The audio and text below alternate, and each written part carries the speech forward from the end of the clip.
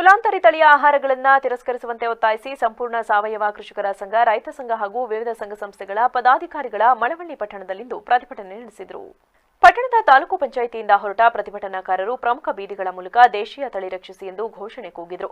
ಈ ವೇಳೆ ಸಂಪೂರ್ಣ ಸಾವಯವ ಕೃಷಿಕರ ಸಂಘದ ಅಧ್ಯಕ್ಷ ಮಹೇಶ್ ಕುಮಾರ್ ಮಾತನಾಡಿ, ಕುಲಾಂತರಿ ತಳಿಯ ಬಳಕೆಯಾದರೆ ಭೂಮಿ ನಾಶವಾಗುವ ಜೊತೆಗೆ ಗ್ರಾಮ, ರಾಜ್ಯ, ದೇಶ ನಾಶವಾಗುತ್ತದೆ. ಅದಕ್ಕಾಗಿ ನಾವೆಲ್ಲರೂ ಹೋರಾಟ ಮಾಡಿ ದೇಶೀಯ ತಳಿಯನ್ನ ಉಳಿಸಬೇಕಾಗಿದೆ ಎಂದರು. ಅವಕಾಶ ಮಾಡಿಕೊಟ್ಟಿದೆ. ಜೊತೆಗೆ ಅದು ಕಾನೂನು ಜಾರಿಗೊಳಿಸಬೇಕಾದ್ರೆ 4 ತಿಂಗಳು ಅವಕಾಶ ಕೊಟ್ಟಿದೆ. ಕುಲಾಂತರಿ ಬೀಜನ ಈ ದೇಶದಲ್ಲಿ ತರಬೇಕಾ ಬೇಡ ಅನ್ನೋದ್ರ ಬಗ್ಗೆ ರೈತರು ವಿರೋಧ ಮಾಡಿದ್ರೆ ಕುಲಾಂತರಿ ತಳಿನ ನಿಲ್ಲಿಸ್ತಾರೆ. ವಿರೋಧ ಮಾಡದೆ ಅಂದ್ರೆ ಸಮ್ಮತಿ ಇದೆ ಅಂತ ಅದನ್ನ ಕಾನೂನಲ್ಲಿ ಸಕ್ರಮಗೊಳಿಸ್ತಾರೆ. ಆ ತರ ಏನಾದ್ರೂ ಕುಲಾಂತರಿ ಬೀಜನ ಜಾರಿಗೆ ತಂದಿದೆ ಆದ್ರೆ ನಮ್ಮ ದೇಶದಲ್ಲಿ ಇರ್ತಕ್ಕಂಥ ಕುಲಾಂತರಿ ಬೀಜ ಯಾವಾಗ ಈ ಒಂದು ನಮ್ಮ ಮಾರ್ಕೆಟ್ಗೆ ಬಂತು ಅಂದ್ರೆ ನಮ್ಮ ದೇಶಿ ತಳಿಗಳು, ದೇಶಿ ಪದ್ಧತಿ, ದೇಶಿ ಸಂಸ್ಕೃತಿ ಪ್ರತಿಯೊಂದು ನಾಶ ಆಗ್ತದೆ.